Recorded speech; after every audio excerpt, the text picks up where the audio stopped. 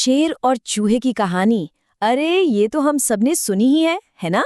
लेकिन आज हम इस कहानी को एक बिल्कुल अलग नजरिए से देखने वाले हैं। इसे सिर्फ बच्चों की कहानी मत समझिए। ये तो सामाजिक ताने बाने और असली पावर क्या होती है उसकी एक मास्टर क्लास है। तो चलिए इस कहानी में आगे बढ़ने से पहले एक बहुत ही बुनियादी सवाल पर सोचते हैं। आखिर ये सच्ची शक्ति है क्या? यही सवाल आप देखेंगे इस पूरी कहानी के केंद्र में है।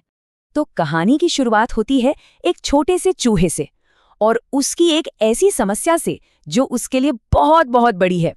आप देखिए सिचुएशन में कितना बड़ा असंतुलन है। एक तरफ है भालू जो महीनों से अपनी गहरी नींद में सो रहा है और दूसरी तरफ उसके जोरदार खर्राटों ने बेचारे चूहे की नींद उड़ा रखी है।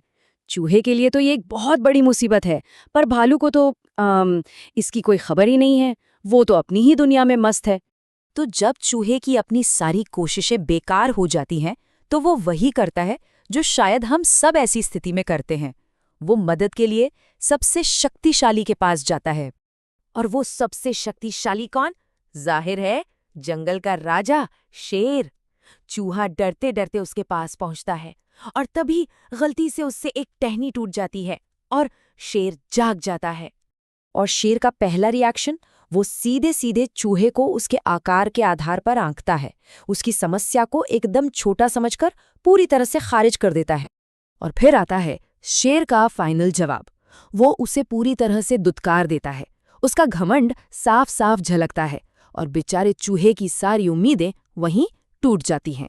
लेकिन कहानी यहाँ खत्म नहीं होती, बल्कि यहाँ से कहानी में एक बहुत बड़ा ट्विस्ट आता है। जैसे ही चूहा निराश होकर लौटने लगता है, वो कुछ अजीब देखता है। शेर, जंगल का राजा, फौरन एक कोने में जाके छिप जाता है। वो कुछ छिपा रहा है, कोई ऐसी कमजोरी जो वो किसी को दिखाना नहीं चाहता।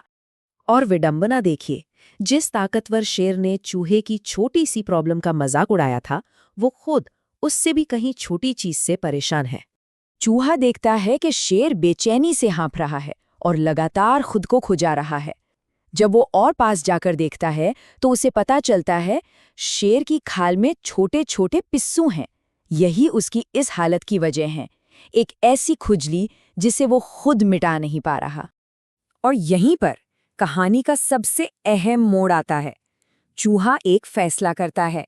वो फैसला करता है कि वो उसी की मदद करेगा जिसने कुछ ही देर पहले उसकी बेइज्जती की थी और उसे भगा दिया था।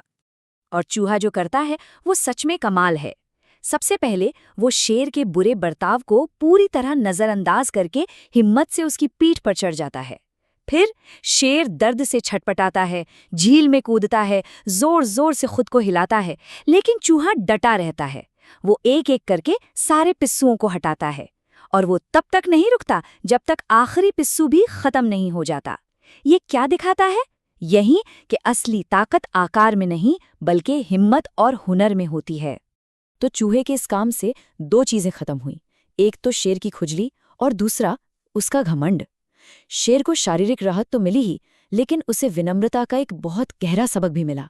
शेर का पूरा चरित्र ही बदल जाता है। वो शर्मिंदा है, पर वो ईमानदारी से चूहे से माफी मांगता है। उसका अहंकार अब एक तरह की शुक्रगुजारी में बदल चुका है। अब शेर पूरी तरह बदल चुका है। वो चूहे को अपनी पीठ पर बिठाकर घर छोड़ने की पेशकश करता है। मतलब जो पावर डायनामिक था वो अब पूरी तरह पलट चुका है। और जैसे ही वो चूहे के घर पहुंचते हैं, शेर को भालू के जोरदार खर्राटों की आवाज सुनाई देती है। और तब जाकर उसे समझ आता है कि चूहे की असल प्रॉब्लम क्या थी। तो अब इस प्रॉब्लम को सॉल्व करने के लिए शेर को क्या करना था? बस एक काम। वो एक गहरी सांस लेता है और एक जोरदार दहाड़ मारता है, और बस उस दहाड़ से भालू की गहरी नींद टूट जाती है। तो इस पूरी कहानी से सीखने को क्या मिलता है? पहली बात, पावर का मतलब सिर्फ शारीरिक ताकत या जोर से दहाड़ना नहीं होता। दूसरी, मदद वहां से भी आ सकती है जहां से किसी ने सोचा भी ना हो। और शायद सबसे जरूरी, दयालुता एक इन्वेस्टमेंट की तरह है जो हमेशा किसी न किसी रूप में वापस जरूर आती है। तो आखिर में ये कहानी हमें एक बहुत ही गहरे सवाल के साथ छोड़ जाती है। असली पावर किसके पास है? उसके पास जो सबसे जोर से दहाड़ सकता है, या उसके पास जो वो काम कर सकता है जो कोई और नहीं कर सकता?